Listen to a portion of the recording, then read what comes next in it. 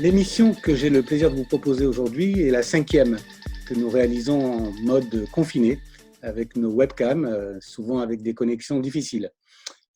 Aujourd'hui, nous recevons Pierre-André de Chalendar, PDG du groupe Saint-Gobain. Nous avons enregistré cette émission dans les conditions du direct. Simplement, la connexion n'était pas très bonne. Ce qui fait que nous avons décidé de ne pas diffuser la vidéo, mais uniquement le son, avec quelques captures d'écran qui ont été prises pendant ce tournage. Nous préférons privilégier le message très intéressant que Pierre-André de Chalendar nous a fait passer. Nous espérons que vous apprendrez beaucoup de cette interview et nous sommes sincèrement désolés de ne pas pouvoir vous passer une vidéo. Ce sont les aléas de cette connexion confinée. Merci de votre fidélité et de l'intérêt que vous portez à Vue de ma fenêtre. Un seul invité cette semaine avec qui nous allons nous entretenir de la relance après la crise sanitaire. Je reçois pour en parler le président directeur général du groupe Saint-Gobain, Pierre-André de Chalendar. Bonjour. Bonjour. Merci d'avoir répondu à notre invitation et d'accepter des conditions de connexion un peu particulières. Avant d'aborder le thème principal de notre émission, j'aurais souhaité en préambule faire avec vous un point rapide sur l'actualité. Votre groupe est implanté sur tous les continents. La crise sanitaire et ses conséquences sur les activités ont touché vos filiales à des degrés différents, avec des calendriers différents. Quels sont les principaux messages en tant que PDG du groupe vous avez adressés à l'ensemble de vos collaborateurs? Le premier message, c'est clairement que leur santé était notre préoccupation première.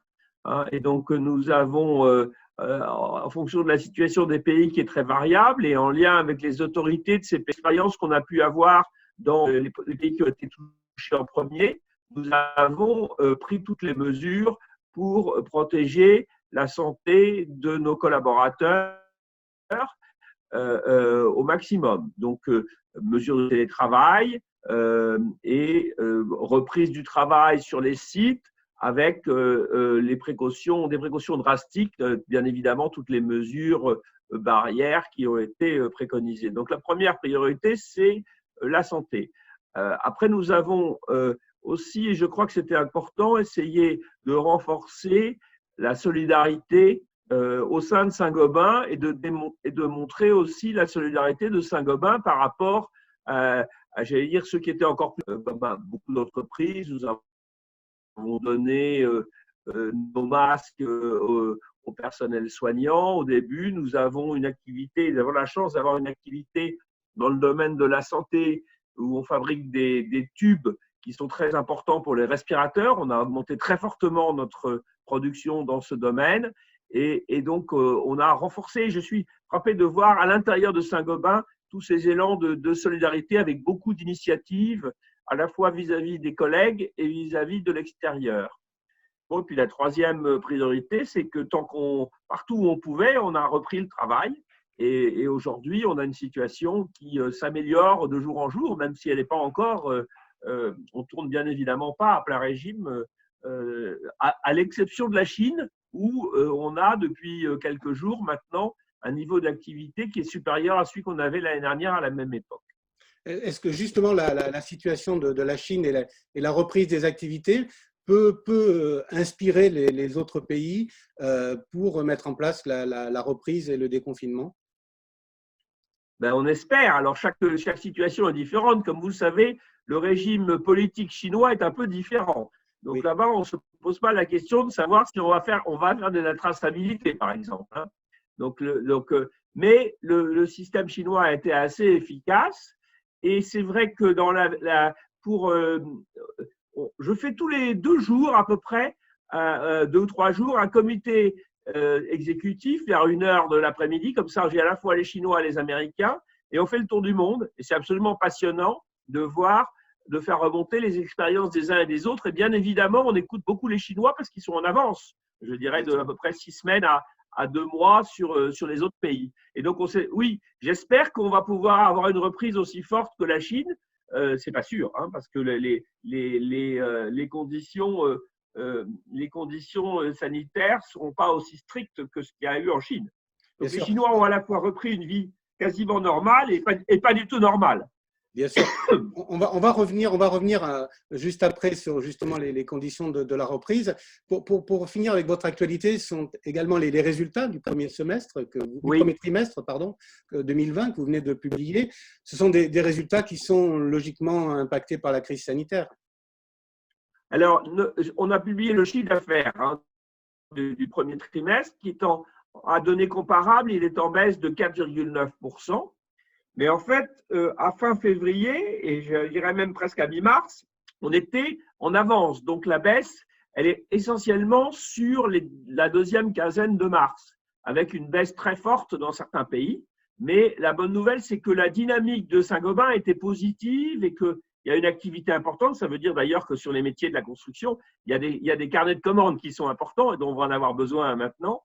Donc l'activité était bonne et puis un arrêt assez fort. Je pense que le point bas, il a été touché vers le 25-30 mars. Et depuis, on remonte progressivement. Aujourd'hui, avec des situations extrêmement variables, selon les pays, je dirais on est un peu au-delà de 50% d'activité, qui correspond d'ailleurs à notre niveau d'activité en France. Alors, dernier point justement sur cette activité. Votre programme Transform and Grow, est-ce qu'il a été impacté par la crise sanitaire? Vous avez mis un peu en veille ce programme ou vous continuez toujours? Alors, il y avait deux volets. Il y avait un volet organisation et il y avait un volet mouvement de portefeuille. Sur le mouvement de portefeuille, on a fait beaucoup de choses l'année dernière, comme vous savez, en 2019. Donc, on avait fait plus que notre objectif initial. Ceci étant, on continue à être actif, mais je pense qu'un peu en pause. On n'a pas changé nos idées stratégiques, mais on est un peu en mode pause. Il n'y a pas de transactions qui vont se faire dans les prochains mois. Par contre, on reste à l'affût. S'il y a des opportunités pour à la fin de l'année, on les saisira. Alors, sur la partie organisation, à l'inverse, il y a un dossier qui est très important, c'est celui de l'APER. Juste avant le confinement, il y a quelques informations qui ont été publiées dans la presse économique sur le fait que l'APER pourrait éventuellement être repris par 2 fonds d'investissement. C'est un dossier qui est en cours ou on peut en parler? C'est un dossier où on a des discussions sur différentes modalités, mais je pense qu'il ne va pas y avoir il ne va pas se passer grand-chose dans les prochains mois. C'est exact. Il rentre dans le cadre de ce que je vous disais d'une façon plus générale. Bien sûr. La priorité de l'APER aujourd'hui, c'est de reprendre l'activité. Alors, on a maintenu une activité avec les professionnels, mais l'activité avec les particuliers, elle ne reprendra pas de façon significative avant le 11 mai. Donc, l'APER a été assez affectée. J'en viens au deuxième volet de Transform and Grow parce que ça paraît très important. On a changé notre organisation fondamentalement il y a 1 an et demi. Et moi, ce qui me frappe, c'est qu'aujourd'hui, dans la crise qu'on vit, cette nouvelle organisation, elle est formidable, elle est parfaite. Et aujourd'hui, on voit bien que la crise, il y a un retour des États. Chaque pays édicte ses règles et qu'il faut gérer au niveau d'un pays. Et donc, ça nous permet d'être beaucoup plus agiles et réactifs en comparant les expériences des autres, mais en ayant donné toutes les manettes aux patrons des pays. Et donc, je pense que cette organisation nous aide beaucoup aujourd'hui. Justement, vous évoquez le retour des États. Est-ce que pour vous, et pour revenir au marché hexagonal, à la France, est-ce que pour vous, les mesures qui ont été prises sont de bonnes mesures? Est-ce qu'elles vont vous aider? Et est-ce que vous attendez autre chose ou plus de la part des pouvoirs publics pour aider les secteurs qui sont ceux du groupe? Oui, je pense que globalement, si vous voulez, alors on peut toujours discuter de tel ou tel point, mais globalement, le plan d'action qui a été mis en place par le gouvernement est très bien. Voilà. Donc, il y a beaucoup d'actions et nous faisons la même chose au niveau de Saint-Gobain. Si vous voulez, c'est d'essayer de préserver les compétences. Et donc, toutes les aides qui ont été mises en place, je pense que c'est bien. Simplement, ça n'aura qu'un temps. Et je pense que ce qui est très important aujourd'hui, si j'ai un message, c'est qu'il faut qu'on reprenne le travail. Alors, chez Saint-Gobain, on l'a repris le travail. Et donc, le sujet pour Saint-Gobain aujourd'hui, c'est plutôt nos clients. Est-ce que les chantiers reprennent? Est-ce que l'activité reprend? Et là, par rapport à d'autres pays, la France est un peu en retard. Alors, Nous, comme vous le savez, je vous ai dit, on a une activité en France qui est autour de 50% aujourd'hui. On est bien remonté, mais beaucoup de chantiers, quand je regarde les statistiques nationales, c'est beaucoup moins bien que ça. Et notamment, puisque vous vous intéressez particulièrement au vitrage, hein, l'activité de verre plat est un peu en retard par rapport à nos autres activités parce que les clients n'ont pas repris encore suffisamment les chantiers. Alors, je pense que maintenant, il y a eu beaucoup de discussions avec le gouvernement sur les mesures, les guides opératoires. Je pense que tous ces guides existent. Et je pense que ce qui est très important, c'est que les entreprises reprennent l'activité parce qu'il y a de la demande. Hein. Vous pensez que le gouvernement considère le secteur du bâtiment comme systémique pour l'économie et qu'à ce titre, il est tout à fait prêt à le soutenir durablement? Je pense que le gouvernement a soutenu très fort le système de la construction, qui a fait un recours massif au chômage partiel. Je pense aussi que le secteur de la construction doit s'aider lui-même maintenant. Il faut que les chantiers reprennent. Alors justement, vous l'avez évoqué dans votre nouvelle organisation, ça vous a relativement aidé à faire face à cette crise. Vous faites partie de ces dirigeants qui, depuis le confinement, ont exprimé une certaine confiance en l'avenir. Qu'est-ce qui pourrait, selon vous, vous avez évoqué tout à l'heure le rôle des États, qu'est-ce qui pourrait, selon vous, changer dans la mondialisation des marchés, des échanges, quand l'économie repartira? Est-ce que, selon vous, il y aura un avant et un après, mais de manière structurelle et non plus conjoncturelle? Alors moi, je crois que moi je vois, j'avais décrit 3 tendances importantes aux managers de Saint-Gobain il y a 1 an. Et je suis très frappé de voir que ces 3 tendances sont renforcées par la crise. La première, on en a parlé, c'est le retour des États. Hein, et le modèle de Saint-Gobain, qui est un modèle très local, je pense qu'il est très adapté au monde qui vient. Hein.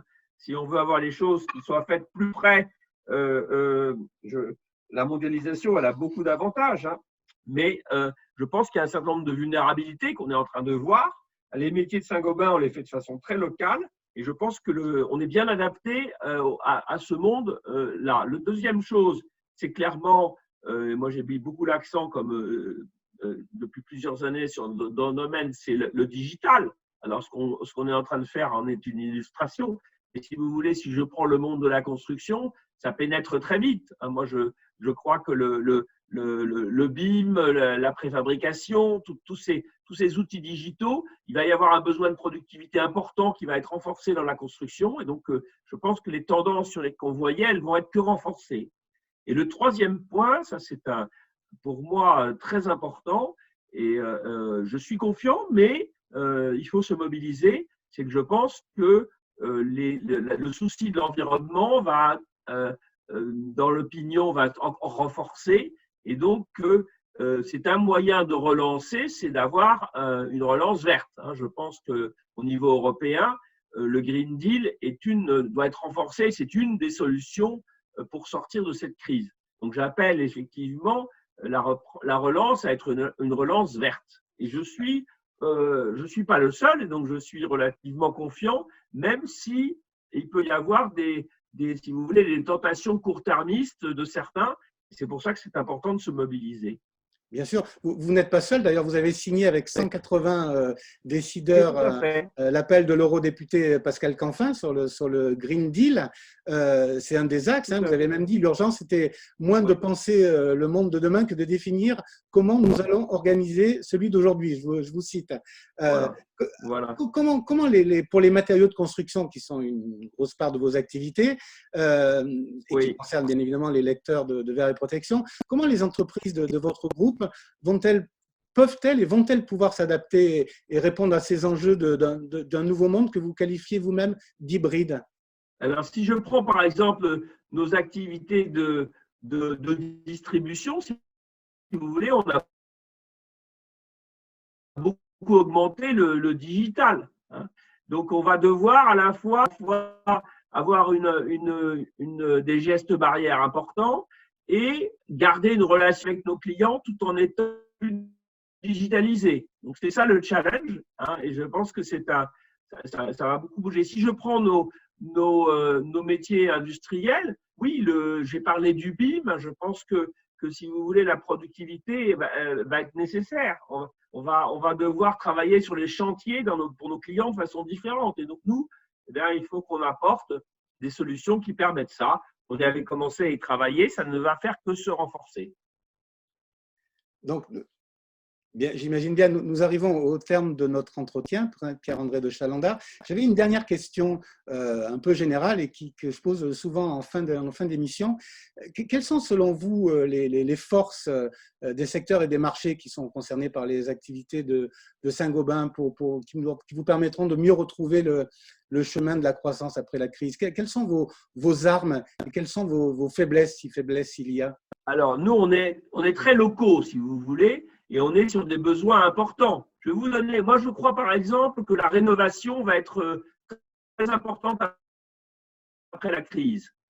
Je vais vous donner une intuition, je ne sais pas si elle sera vérifiée, mais tous les gens qui sont confinés, ils passent beaucoup plus de temps encore chez eux qu'avant, et donc ça leur donne probablement des idées d'améliorer leur intérieur, d'améliorer leur… Donc, je pense que la construction, qui est un besoin essentiel, va rester un besoin essentiel. Elle sera plus durable, elle fera plus appel à des outils digitaux, mais elle va rester très importante. Donc, c'est une grande force pour Saint-Gobain. Donc, notre dispositif dans le domaine de la construction, je pense que ce sont de bons marchés. Et je pense, si vous voulez, que notre dispositif très local est bien adapté au monde qui vient. Donc, je suis optimiste. Alors, je suis optimiste à moyen terme. On est dans un climat de très grande incertitude à court terme, parce que est-ce que on va réussir le déconfinement? Est-ce qu'on va avoir des deuxièmes vagues?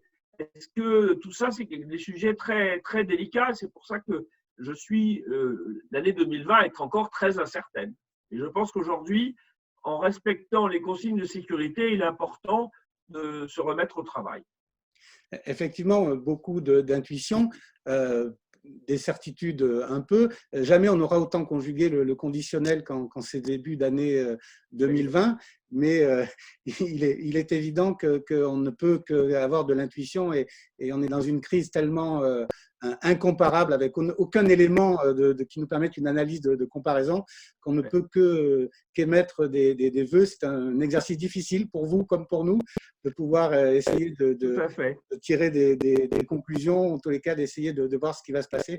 Vraiment, vous nous avez bien éclairé sur ce sujet. Merci beaucoup Pierre-André de Chalandard d'avoir accepté de participer à notre émission. À la semaine prochaine. Bonne reprise à tous et surtout, faites attention à vous. Au revoir.